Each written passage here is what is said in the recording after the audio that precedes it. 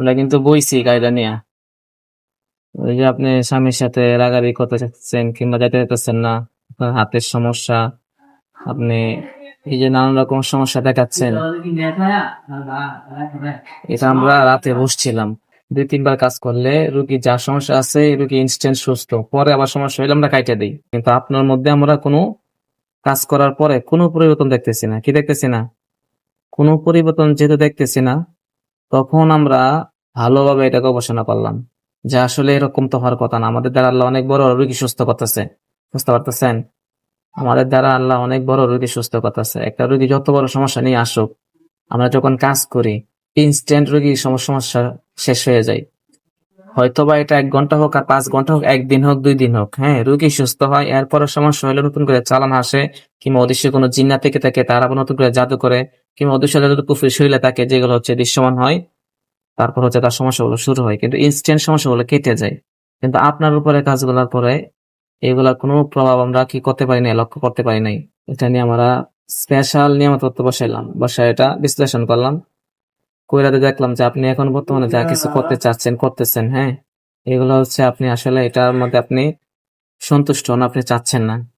আসলে মনে করেন আপনার রোগ নাই, একজন যদি রোগ না থাকে আর সে যদি আমার কাছে আইসা বলে যে আমার তো প্রচুর মাথা ব্যথা, আমি সারাদিন চাইলে কামাইবো, মানে আপনি মনে মনে কি করতেছেন, মনে করেন আপনার মাথা ব্যথা নাই, আপনি আমার কাছে বললেন মাথা ব্যথা, হ্যাঁ, আমি কি করলাম, ঝাড়লাম, ঝাড় ফুঁক করলাম, রুখাইয়া করলাম, কিন্তু আপনার মনে মনে তো জানা আছে যে আপনার মাথা ব্যথা নাই, আর আপনি শুধু খালি বলবেন মাথা ব্যথা ব্যথা, আর আমি ঝাড়তে থাকবো, কোনো লাভ হবে না।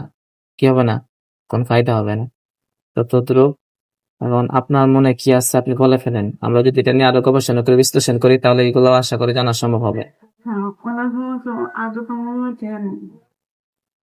আপনার কোনো অন্য জায়গায় কোনো সম্পর্ক আছে কিংবা আপনি কিছু চান?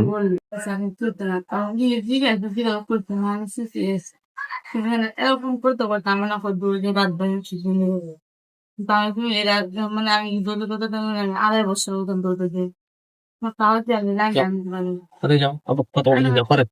আমি কিন্তু আমার অতীতটা কিন্তু আমি ভুল নেই। হুম।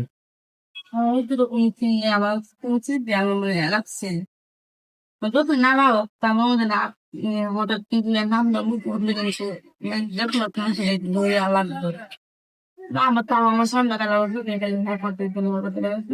মানে তোকে নাও সেটা ছেড়ে দিছে, কিন্তু আরো এরকম ইয়ে নেই, কিন্তু এভাবে হয়ে গেছে। আর পরে আমাকে সবকিছু ইয়াতে করে এমন হ্যাঁ মাছ ধরে ধরছে আমার সালখন। বুঝতে পেরেছি।